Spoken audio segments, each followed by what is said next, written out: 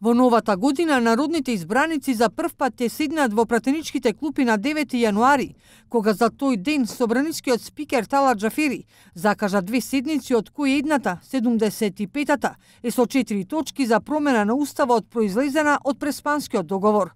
Пратениците ќе ги утврдуваат предлог амандманите 33, 34, 35 и 36, потоа треба да ги донесат, па да ги прогласат и на крај да го изгласаат уставниот закон за спроведување на амандманите.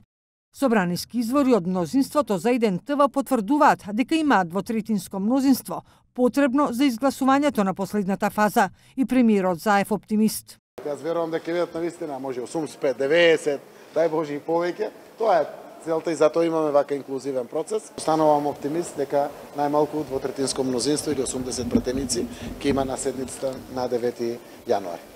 ВМРО ДПМН веќе се изјасни нема да учествува во понатамошниот процес на реализирањето на договорот од Преспа.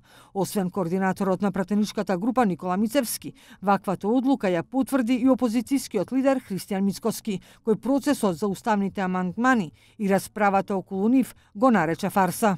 Нема да подржи промена на уставот со цел промена на уставното име. Не постои до сега меѓународен договор кој што се ратификувало од едната страна, не се ратификувало истовремено од другата страна. Во меѓувреме, деновиве во грчките медиуми на широко се пишува дека владата на Ципрас очекува ратификувањето на договорот од Преспа да заврши и пред првично зацртаниот датум 15 јануари. Гласањето може да се случи дури и на денот на започнување на постапката на пленарната седница, со оглед на најавеното повлекување на опозицијската ВМРО ДПМН од дискусијата. Забрзувањето на чекорите од македонска страна е во целосна координација со ритмот кој го сака и НАТО, пишува грчки Катемерини.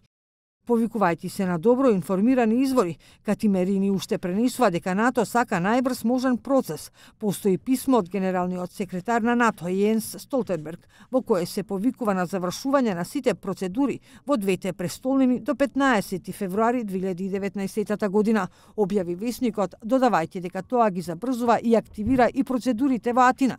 Минатата недела и грчки дипломатски извори за весникот Елефтерос Типос изразија очекување дека договорот од Преспа меѓу Атина и Скопје уште во текот на јануари ќе влезе во процедура на ратификација во грчкиот парламент. Имајќи го предвид ова, грчките медиуми најавуваат дека ако процесот во Скопје заврши успешно, топката веднаш ќе се префрли на грчки терен.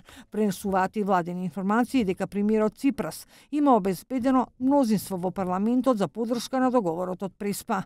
Премиерот Заев очекува во Атина во ист ден да се одржи и гласањето за договорот од Преспа и ратификацијата на протоколот за членство на Македонија во НАТО.